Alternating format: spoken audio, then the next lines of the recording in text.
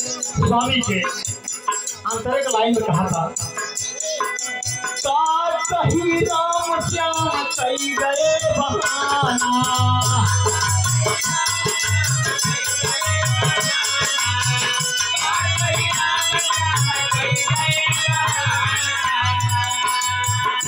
कई राम श्याम कई गए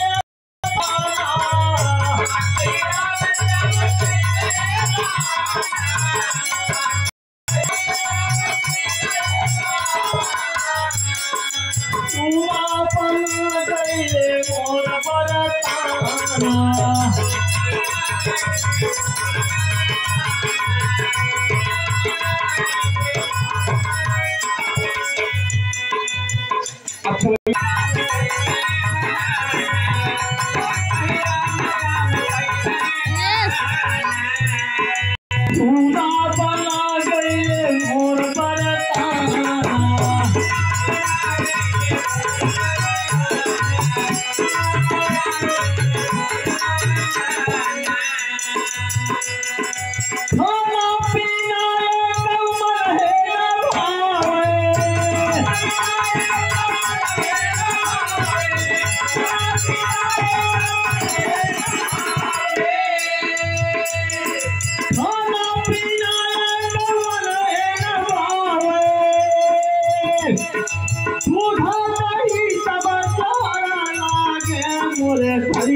सुनतिया गले लागे,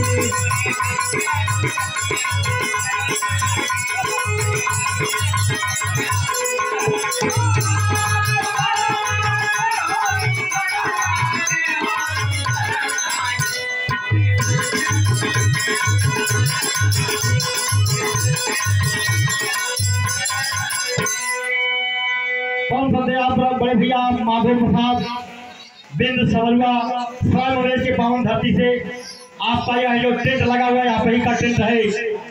जिस किसी सज्जन को शुभ कार्य में जरूरत पड़े, किसी भी अवसर पर जरूरत पड़े, माधवराम भैया से संपर्क करें। बड़ा सुंदर टेंट लगाते हैं। 51 रुपए का पुरस्कार, मालिक सुखी रखें। आपका धंधा बिजनेस दिन दुना 14 तारीख है। आई देखें कार्यक्रम के अगुआ आप ललन बिंद, आपकी तरफ से 51 रुपए का पुरस्कार। पुनः न जाने कई 51 देर हैं, गिनती नहीं है। मालिक सुखी रखे, इसे खुशहाल रहा। दुल्हनिया खातवा का बताई हमारे सैया गए कहा परसों आवत ही, लेकिन परसों से परसों बीती हुआ, अभी तक दिखाई नहीं पड़े। लेकिन कहना है कैसे आएंगे परसों,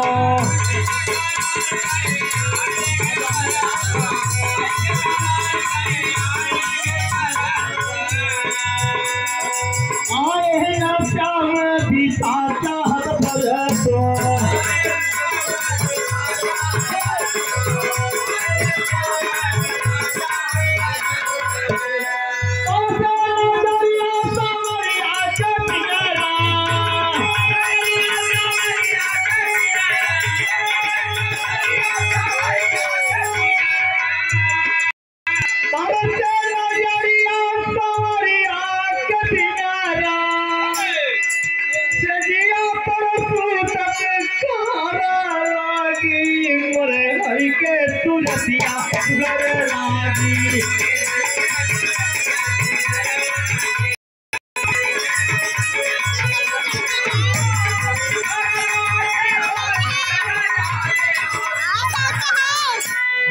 हरि के सुरतिया।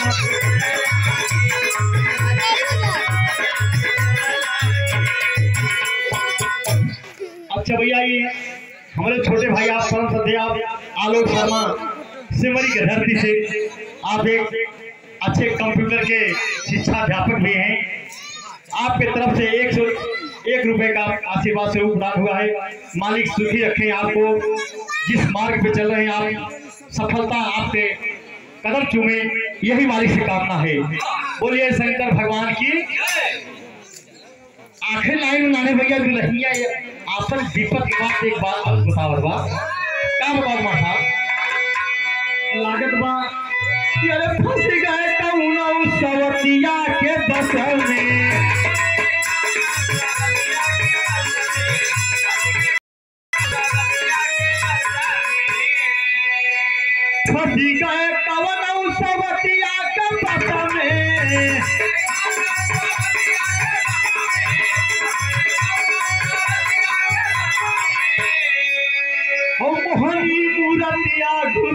नसा नसा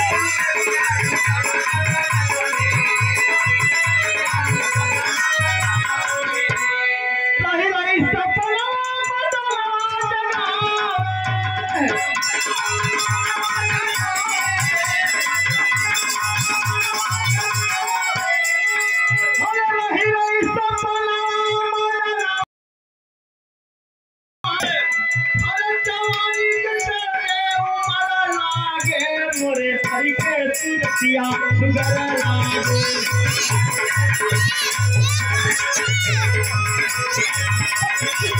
अरे हरि के तीरथिया भैया प्रेम से बोला ना जय का भाई।